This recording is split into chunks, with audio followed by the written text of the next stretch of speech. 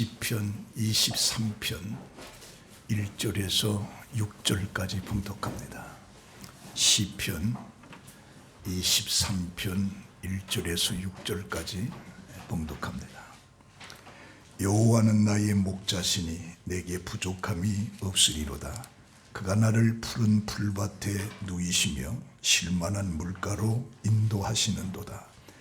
내 영혼을 소생시키시고 자기 이름을 위하여 의의 길로 인도하시는도다. 내가 사망의 음침한 골짜기로 다닐지라도 해를 두려워하지 않을 것은 주께서 나와 함께 하심이라. 주의 지팡이와 막대기가 나를 안위하시나이다. 주께서 내 원수의 목전에서 내게 상을 차려주시고 기름을 내 머리에 부으셨으니 내 잔이 넘치나이다. 내 평생의 선하심과 인자하심이 반드시 나를 따르리니 내가 여호와의 집에 영원히 살리로다. 아멘. 봉독한 말씀을 가지고 진정한 자유라고 하는 내용으로 함께 은혜를 받습니다. 바틀레라고 하는 탐험가가 경험한 재미있는 이야기가 있습니다. 그가 외국을 여행하는 중에 아주 희귀한 새 몇 마리를 얻어서 그 새들을 새장에 가두어 가지고 배를 타고 본국으로 돌아오게 됩니다. 망망한 대해를 항해하는 중에 그 중에 한 마리가 유난히도 시끄럽게 굴었습니다. 새장에 갇혀 있는 것을 못마땅하게 여겨서 그랬는지 새장을 발톱으로 핥히고 머리를 찢는 등 잠시도 가만히 있지를 않았습니다. 이렇게 몸부림을 치고 열광을 하니까 결국은 새장문을 열어준 겁니다. 그랬더니 새는 이제 자유를 얻었다는 듯이 망망대해 한가운데로 훨훨 날아 도망가고 말았습니다. 새장에 갇혀 갑갑했던 새는 미친 듯이 높은 창공을 향해서 올라간 겁니다. 바틀렛 일행은 귀한 새 한 마리를 잃어버렸다 생각한 거죠. 근데 몇 시간 후에 창공을 향해 날아가 버렸던 그 새가 다시 배로 돌아왔는데 날개에 힘이 다 빠져서 숨을 헐떡거리면서 간판 위에 뚝 떨어지고 말한 겁니다. 자유를 얻었다고 새장을 벗어나 홀홀 날아 도망갔던 그 새는 망망대해 그 어디에서도 쉴만한 곳을 찾지 못하고 결국에 죽을 힘을 다해서 배로 돌아오게 된 겁니다.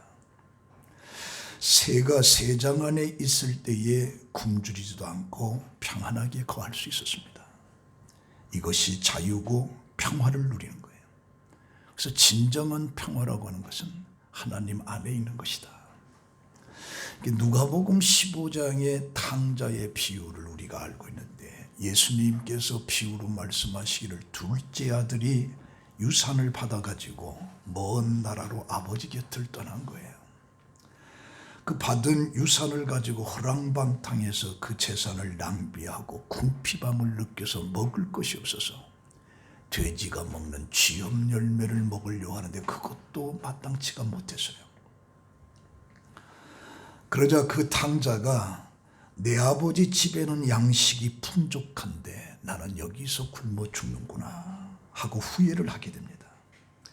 아버지 곁에가 행복이 있었다라고 하는 것을 깨닫게 되는 거죠. 그리고 아버지께로 돌아옵니다.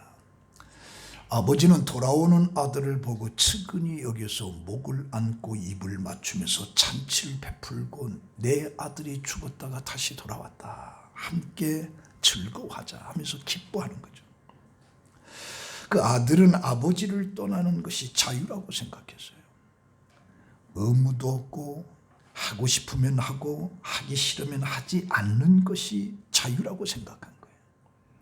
모든 것이 자기 마음대로 하는 것이 자유라고 생각한 겁니다.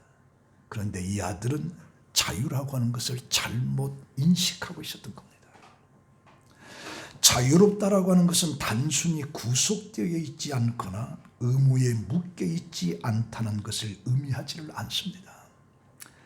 자유를 주는 것은 해방이나 이탈이 아니라 편입과 소속에 있는 거예요.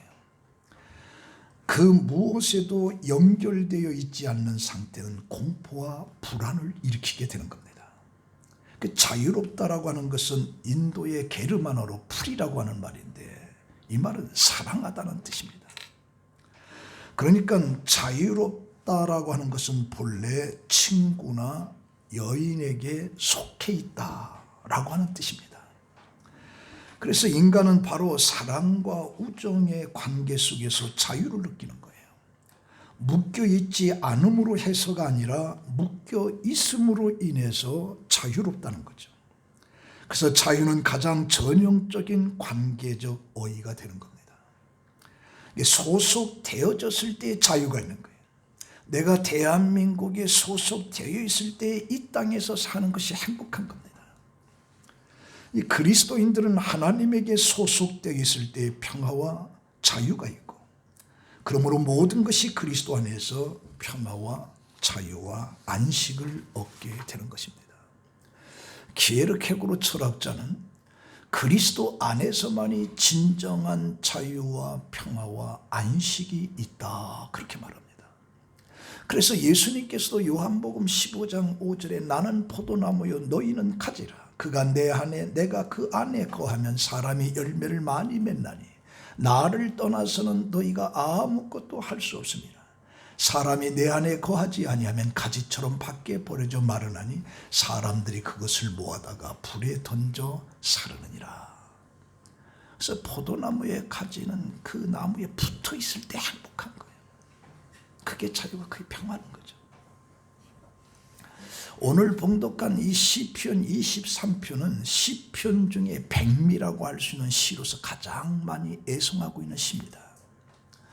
감사시이면서도 찬양시라고도 할 수 있는 이 본시는 평온한 푸른 초장과 잔잔한 시냇가, 그러면서 사막의 음침한 골짜기가 어우러지는 가운데 하나님의 보호함을 받는 성도의 평안한 삶이 마치 한 폭의 그림을 그린 듯이 묘사를 해주고 있는 것이 바로 시편 23편의 시입니다. 다윗 왕은 하나님과의 관계에서 진정한 평화와 자유를 누리고 있다고 고백합니다. 다윗은 젊은 시절 자신의 목자로서의 체험을 바탕으로 해서 목자와 양의 비유를 들어 목자이신 여호와 안에서 양이 누릴 복을 노래하고 있는 거예요. 그러면서 이 시인은 하나님을 목자로 자신을 양으로 존재하면서 하나님에 대한 절대 의존과 절대 신뢰를 노래하고 있는 것이 시편 23편입니다. 이 내용을 통해서 네 가지로 우리가 교훈을 삼고자 하는데, 첫 번째는 나의 목자신이 부족함이 없으리로다. 이 구약에서는 여호와는 자기 백성 이스라엘의 목자라고 성경에 여러 곳에 기록이 되어 있습니다. 시편 70편 20절에 주의 백성을 양떼같이 모세와 아론의 손으로 인도하셨도다. 시편 78편 52절에 그가 자기 백성을 양같이 인도하여 내시고 광야에서 양떼같이 지도하셨도다. 이사야 40장 11절에 그는 목자같이 양떼를 먹이시며 어린 양을 그 팔로 모아 품에 안으시며 젖먹이는 암컷들을 온전히 인도하시리로다. 그러나 여기서 중요한 것은 나의 목자라고 하는 표현입니다. 여호와 하나님은 이스라엘의 목자라는 것을 누구나 잘 알고 있는 건데, 그런데 이 시인은 여호와를 자신의 목자라고 부르고 있습니다. 그리고 자신을 하나님의 양임을 고백함으로 하나님과 친밀한 관계임을 암시를 해주고 있습니다. 그러면서 내게 부족함이 없다라고 말한다. 왜냐하면 목자는 양의 모든 거 먹고 마시고 안전하게 자는 것까지 보장해 주는 것이 바로 목자이기 때문에 여호와가 목자니까 내가 부족함이 없다라고 그렇게 표현하고 있습니다. 그러므로 다윗은 목자가 있는 한 부족함이 없다라고 말하면서 매우 넉넉하고 풍족하다, 부족함과는 아무런 관계가 없다라고 말합니다. 여호와가 목자로 그를 따르기만 하면 부족함이 없이 충족하며 넉넉함이 영원히 지속될 것이라고 표현하고 있습니다. 여기 부족함이 없다라고 하는 것은 미완료 시제로 되어 있습니다. 그러니까 현재의 여호와가 나의 목자시니까 부족함이 없다라고 하는 거예요. 근데 그 현재를 끄집어들어서 현재의 부족함이 없기 때문에 미래에도 하나님께서 나를 부족함이 없이 나를 인도해 줄 것이라고 하는 확신 속에서 말을 하고 있어요. 그래서 이런 고백은 이스라엘이 출애굽을 해서 40년간 광야에서 부족함이 없었던 것을 끄집어내면서 이야기하고 있는 거죠. 먹을 것, 마실 것, 입을 것, 신을 것 아무것도 없는 광야에서 그들은 부족함이 없이 40년을 지나오면서 가나안 땅을 차지하게 되는 겁니다. 그래서 신명기 2장 7절에 내 하나님 여호와께서 내가 하는 모든 일에 내게 복을 주시고 내가 이 큰 광야에서 두루 다님을 알고 내 하나님 여호와께서 이 40년 동안을 너와 함께 하셨으므로 내게 부족함이 없었느니라. 부족함이 없었다 말합니다. 구약에 3년 반 동안 흉년으로 있을 때에 사르밧 과부가 함께 식사를 하나님의 사람에게 대접했다가 통에 가루와 병에 그 흉년이 끝날 때까지 부족함이 없이 3년 6개월 동안 부족함이 없이 그 흉년을 지냈다라고 말합니다. 시편 34편 10절에 젊은 사자는 궁핍하여 줄일지라도 여호와를 찾는 자는 모든 것에 좋은 것에 부족함이 없으리로다. 젊은 사자는 굶을지라도 여호와를 찾는 자는 모든 좋은 것에 부족함이 없으리로다 말합니다. 삶에 만족하지 못하는 것은 하나님의 은혜에 감사를 하지 못하기 때문입니다. 이스라엘 민족이 광야 40년 동안에 부족함이 없이 그들을 이끌어갔지만 만나를 먹는데도 그들은 고기가 없다고 불만을 합니다. 부추가 없다고 불만합니다. 노예로 살던 애굽을 그리워하면서 불만합니다. 이스라엘 왜 이렇게 불만했느냐? 하나님이 공급해서 부족한 것이 아니라 마음에 감사가 없기 때문에 불평했던 거죠. 마태복음 14장에 보면 예수님께서 많은 무리들 앞에 병자를 고쳐주고 그리고 그 많은 무리를 갖다가 마을로 돌아가서 먹을 것을 사 먹게 하소서라고 하는 이 제자들의 말을 듣고 예수님께서 갈 것 없다. 너희가 줘라. 그때 제자들이 우리에게는 떡 5개와 물고기 2마리뿐입니다. 그것을 내게로 가져오라. 그리고 하늘을 우러러 축사하시고 제자들에게 주심에 제자들이 무리에게 주니 다 배불리 먹고 남은 조각이 12바구니에 찼다. 5,000명이 먹고도 남는 부족함이 없는 역사가 들판에서 일어난 것. 저는 오늘 새벽에 이 말씀을 쳐다보면서 한 가지 생각이 뭐냐. 지금 우리에게 떡 5개와 물고기 2마리를 줬다면 정말 만족하게 해서 잘 먹었다고 얘기할 수 있을까? 이런 생각이 떠오르는 거예요. 여러분들 어떻습니까? 이 보리떡 5개와 물고기 2마리면서 여러분들에게 주면 여러분들 감사합니다. 맛있게 먹었습니다. 그렇게 인사할 건가요? 이런 걸 밥이라고 주나? 그러면서 우리가 지금까지 너무 풍요롭게 그렇게 살았구나. 이런 생각을 한번 떠올려봐서 에레미야 31장 14절에 내가 기름으로 제사장들의 심령에 흡족하게 하면 내 은혜로 내 백성에게 만족해 하리라. 만족해 하리라. 그래서 하나님께서 주시는 것은 정말 만족해. 근데 정말 보리 5개를 그걸로 배불리 먹었을 때 정말 우리는 만족할 수 있을까라고 하는 것에 의문을 제기하면서 제가 오살리 기도원에 일주일간 금식을 한번 한 적이 있습니다. 5일째 지나가니까 얼마나 먹고 싶은 생각이 간절한지 7일째 되니까 밤 12시만 되면 내가 밥을 먹어야겠다. 그래서 12시가 딱 돼가지고 이제 식당을 가니까 멀건 보리죽 같은 게 나와요. 그걸 먹는데 그렇게 꿀처럼 마실 수가 없어요. 그렇게. 너무 맛있어가지고 그 다음날 또 그걸 시켜 먹었더니 세상에 그렇게 맛없는 것이 또 처음 봤어요. 우리가 하나님 앞에 내가 살아가는 삶에 부족함이 없다라고 하는 것을 우리는 잘 생각해야 돼요. 그리고 두 번째는 그가 나를 인도하시는도다. 여호와의 목자가 되실 때 자신에게 부족함이 없는 상태가 무엇인지를 말하고 있는데 2절에 보면 그가 나를 푸른 풀밭에 누이시며 쉴만한 물가로 인도하시는도다. 이게 푸른 초장 쉴만한 물가로 인도하신다라고 하는 이 쉴만한 곳은 안전하게 쉴 수 있는 것, 평온한 거처를 말하는 겁니다. 그래서 이스라엘 민족이 양과 목자 속에서 물이 부족한 팔레스타인에서 목자들은 양이 물을 먹는 장소에 신경을 써야 됩니다. 그리고 물만 있다고 해서 다 되는 것이 아니라 주변에는 사나운 짐승들이 호시탐탐 양들의 생명을 노리고 있습니다. 목자는 그 양들을 보호하기 위해서 밤낮으로 그를 지켜주신 거죠. 그래서 시편 120편 4절에 너를 지키시는 자가 졸지도 아니하시고 주무시지도 아니하시는도다. 이스라엘 민족의 광야 40년을 밤에는 불기둥으로 낮에는 구름기둥으로 40년 그들을 이끌어간 것, 그게 나를 인도하시는도다. 그러면서 3절에 내 영혼을 소생시키고 자기 이름을 위하여 의의 길로 인도하시는도다.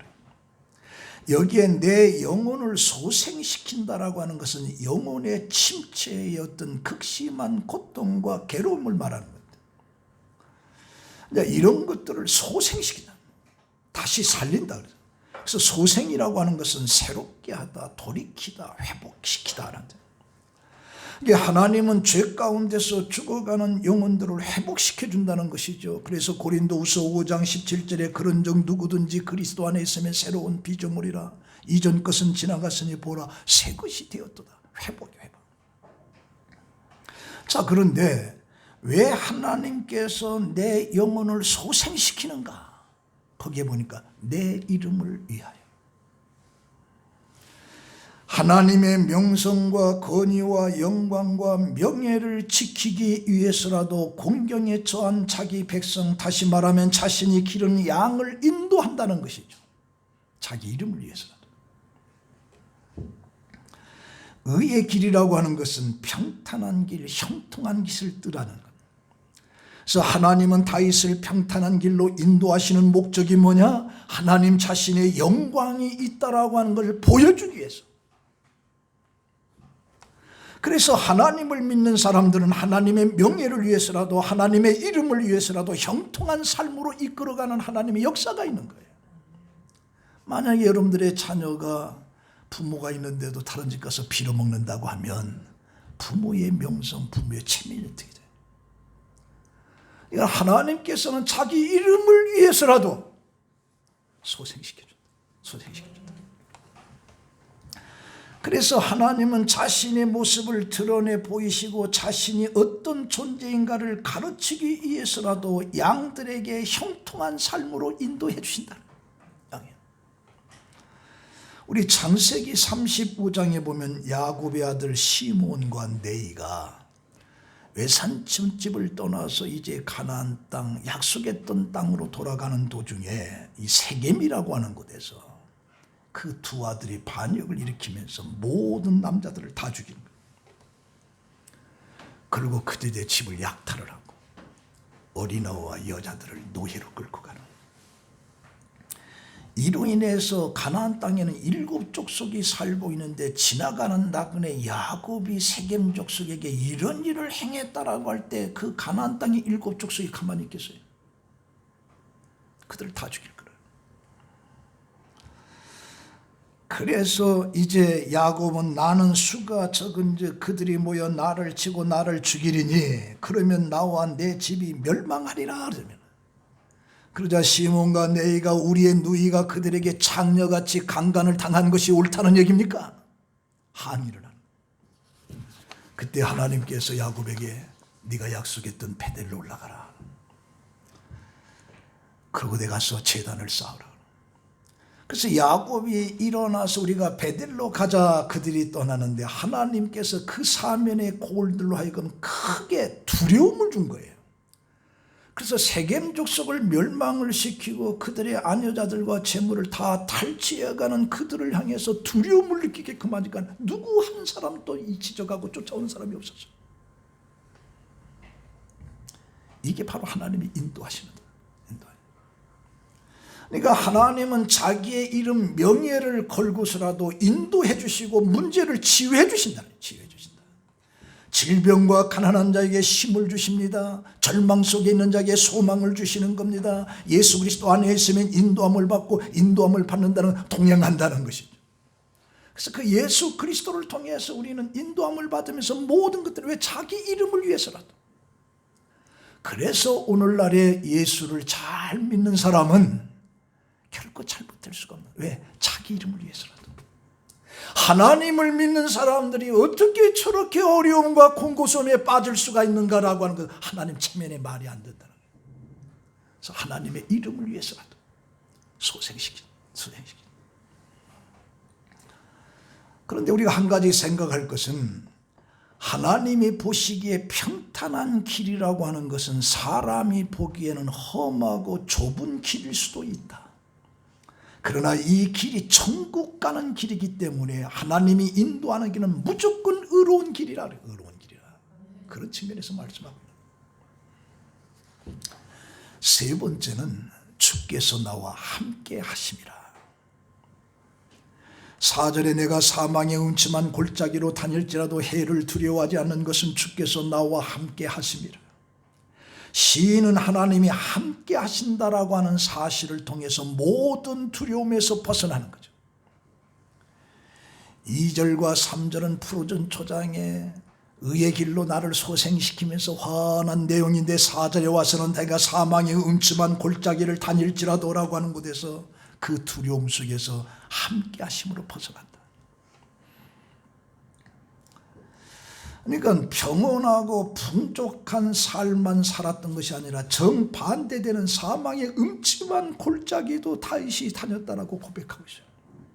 그래서 우리가 인생이라고 하는 것은 평안한 때도 있지만 때로는 사망의 음침한 골짜기를 다닐지는 절박한 그런 상황의 길도 우리가 가는 거예요. 그런데도 중요한 것은 그곳에서도 하나님이 나를 인도해 주신다 그래요. 인도해 주신다. 그래서 다윗은 왕이었으면서도 죽을 고비를 많이 넘겼어요. 때로는 자기 목숨을 유지하기 위해서 그곳에 가서 미친 척하는, 그래서 침을 질질 흘리면서 기둥에다 자기 몸을 들뜨 긁는, 그러면서 그것을 모면하는 그런 때도 있었다네. 그런 때도. 그래서 단순한 과거의 상황만을 염두에 둔 것이 아니라 이 시인은 현재도 미래도 얼마든지 어려움을 닥칠 수 있지만 그 어려움 속에서도 하나님이 나를 지켜주시고 함께 해주신다네. 함께 해주신다. 그래서 이 다윗은 고난과 환난에서 하나님께서 건져주실 것이라고 하는 믿음을 통해서 어떤 환난이 닥친다 할지라도 두려움 없이 그것을 맞이할 수가 있다. 왜? 하나님이 함께 하시니까. 하나님. 그 헨리 나우엔이라고 하는 사람이 죽음의 가장 큰 선물이라고 하는 이 책에서 공중 고개사의 이야기를 끄집어냅니다. 그 서커스단을 우리가 어렸을 때 좀 많이 봤는데 그 서커스단이 가장 하이 클래스는 이 공중 고개죠. 공중 고개. 근데 그네가 이쪽으로 갔다가 저쪽으로 갔다가 뭐 왔다 갔다 합니다. 근데 그 중에 한 사람이 이제 거꾸로 그 그네 거꾸로 딱 이렇게 서 있습니다.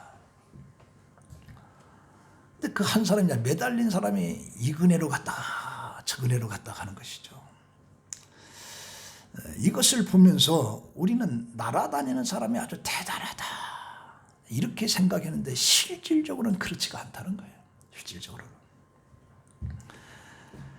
그 사람의 역할은 공중에 그네에서 이곳으로 갔다 저곳으로 갔다 그것밖에 하는 게 없다는 거예요. 중요한 건 그걸 붙잡아주는 사람. 붙잡아주는 사람. 그래서 그 공중 그네에서 매달려 있는 상대방이 자신을 받아줄 줄 알고 그냥 쫙 간다는 거예요. 그러면 딱 받아준다. 받아준다. 근데 여기 날아가는 사람이 마치 잡아주는 사람의 손을 붙잡으려고 하면 서로 손목이 부딪힌다든가 손목이 부러져 큰 사고가 난다. 큰 사고가.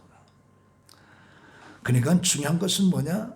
이 날아다니는 사람은 그냥 그 사람이 붙잡아 줄 것을 믿고 그냥 손만 내밀고 날르기만 하면 된다는 거예요. 딱 붙잡아야 된다. 자기가 뭘 하려고 하면 그때는 어긋난다. 그때는 큰 사고가 난다.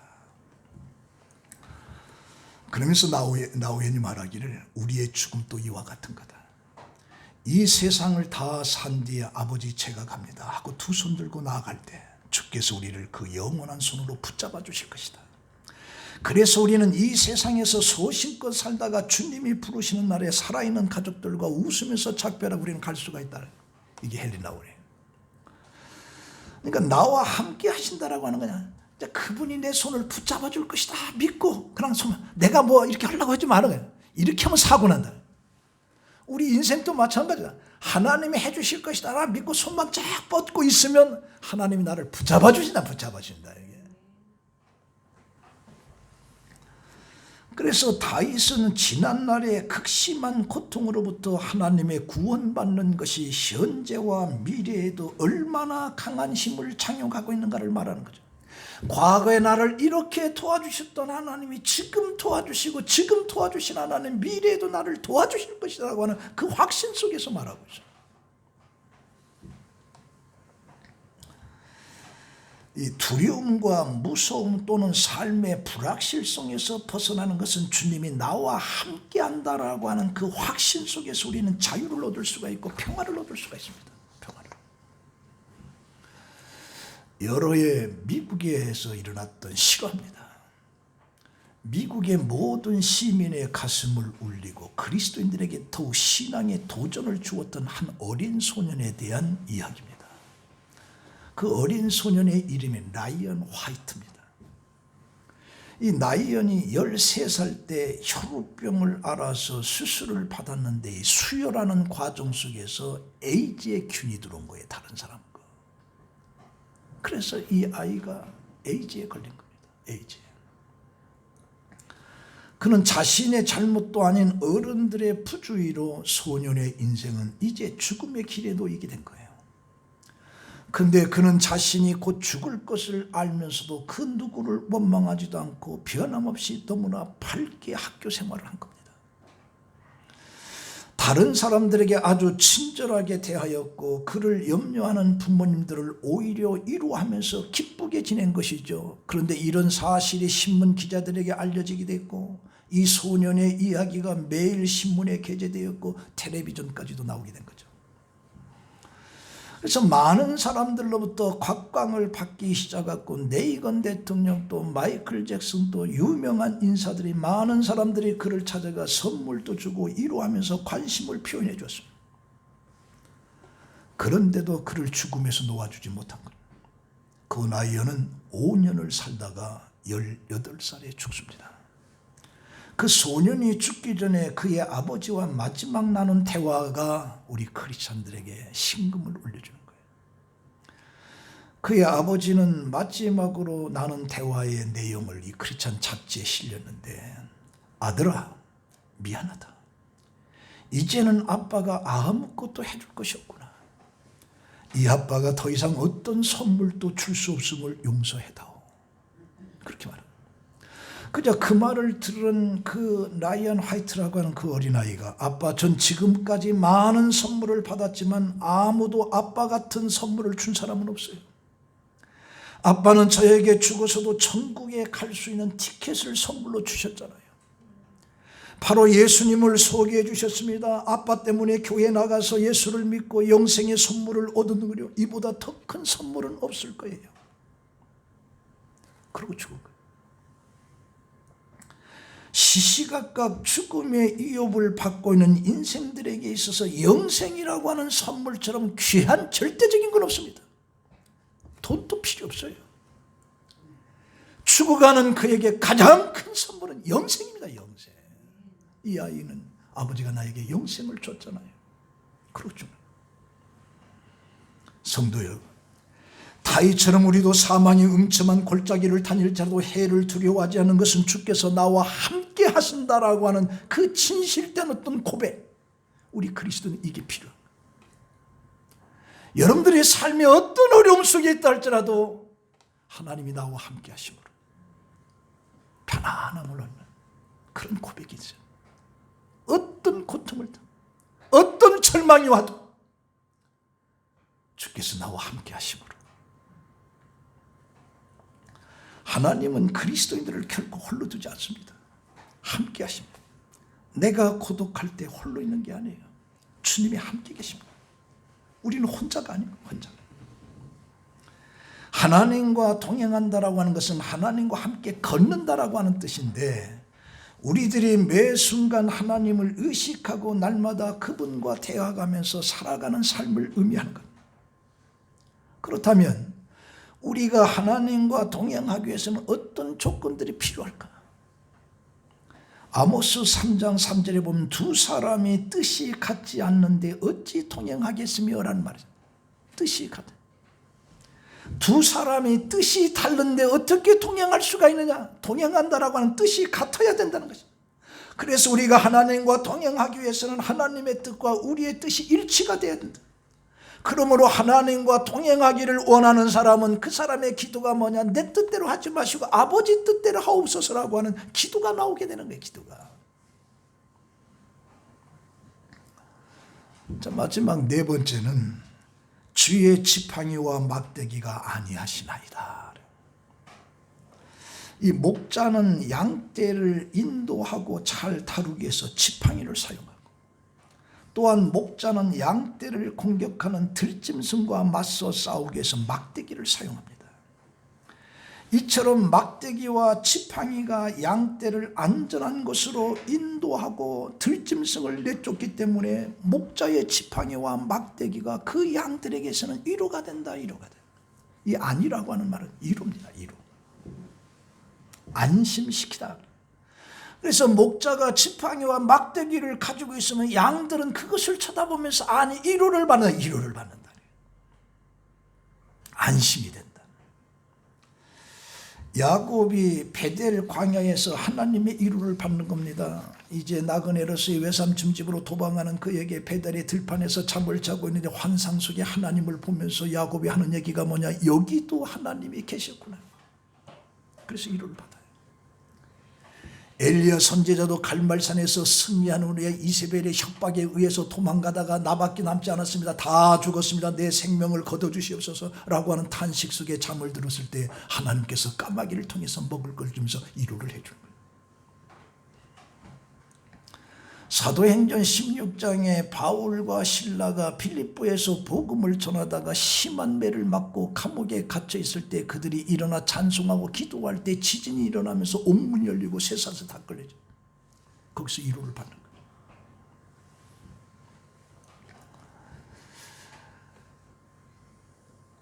하나님의 위로를 우리가 받을 때에 우리는 삶의 활력소가 생기고 소망이 생기고 모든 것을 견디게 하고 용기도 주고 감당할 수 있는 힘이 줍니다. 감당. 그래서 우리가 살아가면서 정말 필요한 것은 위로라는 거예요. 사람이 살아가면서 사람들로부터 위로받는 것도 중요하지만 전능하신 하나님으로부터 위로받는다는 것보다 더 중요한 거 없어요. 그래서 위로는 모든 것을 감당하게끔 해요. 모든 것을 견디게끔. 그래서 여기까지가 이제 여호와는 나의 목자시니 부족함이 없다라고 하는 부족함이 없는 것이 뭐냐라고 하는 것이 여기까지예요. 그러면서 5절 6절에는 이제 완전히 상황이 바뀌어지는 거예요. 5절에 주께서 내 원수의 목전에서 내게 상을 차려주시고 기름을 내 머리에 바르셨으니 내 잔이 넘치나이다. 여호와께서 다윗을 매우 존귀하게 하셨다라고 하는 넘치나이다. 단순히 채워지는 상태가 아니라 포화 상태, 흘러 넘치는 다윗이 그런 축복을 받았다. 그리고 6절에 내 평생의 선하심과 인자하심이 반드시 나를 따르니 내가 여호와의 집에 영원히 살리로다. 여기 선하심은 좋다라고 하는 뜻인데 이 복이라고 하는 개념이 그 속에 담겨져 있어요. 그래서 인자하심이라고 하는 것은 헤세드로 자비, 사랑을 말하는 건데 인자하심이 하나님의 성품이고 그 인자하심을 인간에게 표출할 때 그것을 선하심이라고 얘기하는 거예요. 그래서 은혜를 체험한 이 다윗은 여호와의 집에 영원히 살리로다. 그래서 5절 6절에 내 잔에 넘치는 날이다. 내가 여호와의 집에 영원히 살리로다 라고 하면서 시를 마치게 된 거죠. 자, 오늘 이 말씀의 결론입니다. 다윗은 하나님께 속해 있음으로 진정한 자유를 누리고 있다. 평화를 누리고 있는 거예요. 하나님께 속해 있을 때 부족함이 없다고 합니다. 하나님께 속해 있을 때 인도함을 받고 하나님께 속해 있을 때 함께 하시며 위로를 받는다라고 고백하고, 이런 자에게 바로 내 잔이 넘치나이다. 내가 영원히 여호와의 집에 살리로다 라고 하는 것을 고백하고 있는 다윗을 보는 거예요. 오늘 우리가 살아가는 이 시대를 풍요의 시대라고 말할 수가 있어요. 많은 것들이 넘쳐나는 시대, 넘쳐나는 시대.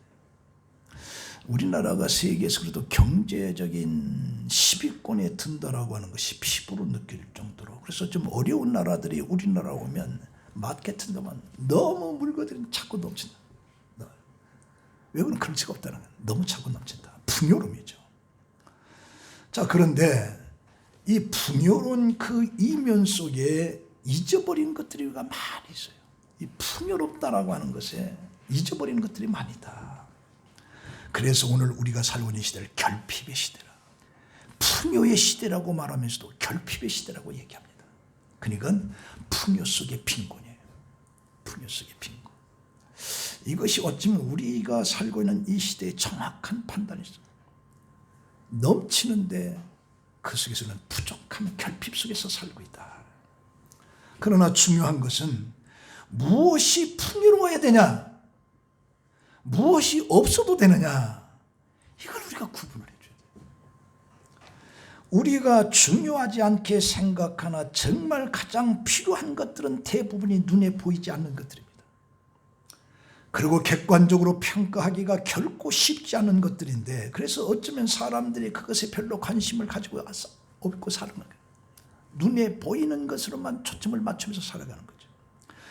그래서 사도 바울은 고린도후서 4장 18절에 우리가 주목하는 것은 보이는 것이 아니요 보이지 않는 것은 보이는 것의 잠깐이요 보이지 않는 것은 영원하니라. 보이는 것은 잠깐이래. 이 보이는 것의 잠깐의 어떤 풍요로움 속에 우리가 살아갑니다. 그러나 보이지 않는 것의 결핍 속에서 우리가 살아갑니다. 근데 보이지 않는 것은 바울은 영원한 것이라고 그랬어요. 보이는 것은 잠깐이야. 보이지 않는 건 영원한 것이다. 그래서 오늘 우리가 정말 필요한 것은 뭐냐? 보이는 것들에 너무 많은 관심을 가지고 살아가고, 오히려 보이지 않는 것, 계산할 수 없는 것, 객관적인 수치로 표현할 수 없는 것, 이런 것들을 소중하게 여기지 못하고 살아갈 때가 많다. 그래서 우리의 관심은 뭐냐? 영생과 관계와 관심과 사랑에 두어야 되는데, 오늘 스스로 우리에게 물어보요. 사랑과 영생과 관심에는 여러분들이 얼마나 중요하게 생각하는가? 그건 그렇게 중요하게 생각하지 않아요. 보이는 것, 어떤 물질적인 것, 이런 것에만 초점을 맞추고 있다. 그래서 우리는 과연 이 세상을 나그네로 살아가면서 무엇에 풍요롭기를 내가 원하면서 살고 있는가? 혹시 내가 예수 그리스도로부터 벗어나기를 원하고 있지 않는가? 예수의 지배 속에서 내가 벗어나기를 원하지 않는가? 우리 선택을 해야 돼. 예수로부터 벗어나서부터 나는 세상에 자유롭게 내 마음대로 살고 싶다라고 하는 인식을 가지고 사는 것인지, 예수 안에서는 진정한 평화가 없고 영생이 없다라고 하는 그 사실을 알면서 예수가 나를 지배하기를 원하면서 살고 있는지 우리 선택을 해야 돼.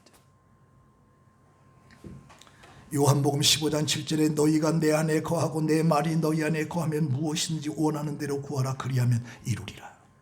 우린 예수 안에 거할 때 그때 진정한 평화가 있다라고 하는 것을 믿으시기를 바랍니다. 기도하겠습니다. 하나님, 우리가 삶 속에 진정한 자유, 진정한 평화는 예수 안에 포도나무인 예수에게 붙여 있을 때 평화가 있다는 사실을 알게 하시고, 우리의 어리석음으로 이런 구속으로부터 내가 벗어나서 마음대로 살기를 원하는 그 어리석음 속에서 예수 그리스도 안에 속하고 그 안에서 진정한 평화를 누리면서 사는 우리 성복음 성도들이 되게 하여 주시옵소서. 예수님의 이름으로 기도합니다. 아멘.